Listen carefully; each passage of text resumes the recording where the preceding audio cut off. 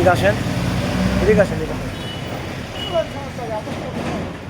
ছবি তোলা না, ছবি তুলবো না। দাঁড়ান, এখানে দাঁড়ান। এই যে দুজনে দুইটা রিক্সা, এখন আপনাদেরকে এই যে মেইন রাস্তা আসতে না করে তারপর কেন আসেন বলেন, একজন করে বলেন। আমার তো করছি স্যার, আমি প্রত্যেকটা কোর্ট ক্রসিং করছি, একটা গাড়ি আছে এখানে মারতে পারছি। এই জন্য বলেন জীবন করি না স্যার, এই জন্য মাপ চাই যে আমরা দাওয়াত নিষেধ কেমন চাই না। আপনারা জানেন না প্রধান সড়কে আসা নিষেধ? এটা আমাদের জন্যই নিরাপত্তা, আপনাদের জন্য নিরাপদ। পক্ষ দ্বারা নিষেধ, কিন্তু আমি যাই না, আমরা যাই না। সরকার কি আপনাদের ক্ষতি চায় নাকি আপনাদের ক্ষতি করতে চায়? আমাদের ভালো চাই, এটা আমরা না, ভালো চায় বা না চায়, কিন্তু আপনাদের ক্ষতি কি চায়? না না না ক্ষতি চাই না। এই যে প্রধান সড়কে আসলে আপনাদের যখন সামনে চালান দেখা তো যায় না পেছনে কি আছে না আছে।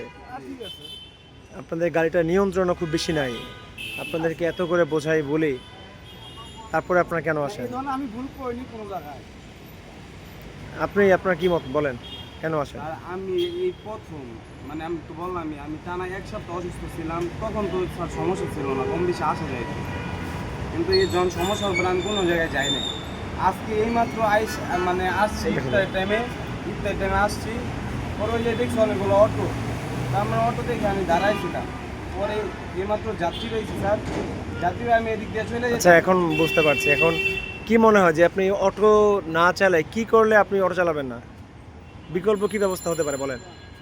আর বিকল্প একটা ভালো চাকরি হইলে মনে করেন এখন বর্তমান যে পরিস্থিতি, যেমন বনানী অবস্থায় বলি, এইদিকে এখন চাকরি নিতে গেলে সিকিউরিটি গার্ড ছাড়া কোনো চাকরি পাওয়া অসম্ভব। আর প্রতি চাকরিতে জানেন বিশেষ করবে কিনা ঘুষ লাগে। আচ্ছা, গ্রামে কৃষিকাজ করা যায় না?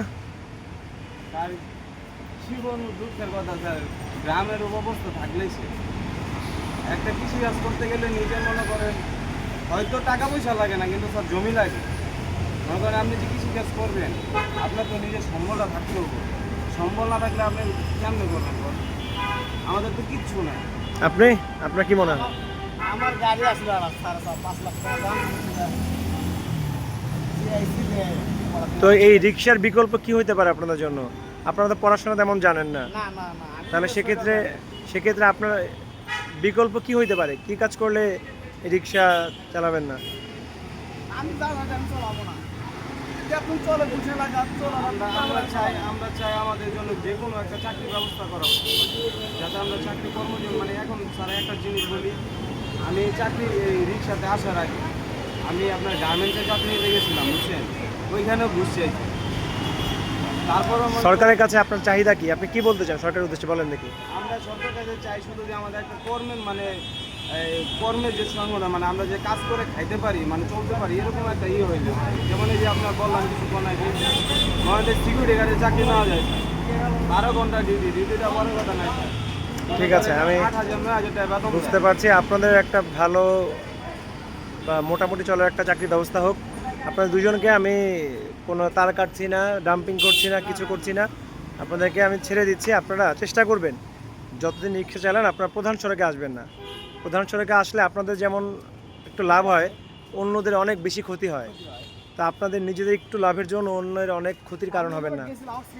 আপনারা ঠিক আছে মনে করেন যে আজকে আমি মনে করেন ধরলাম, এরপরে আপনার এই কাজগুলো করবেন না, ঠিক আছে?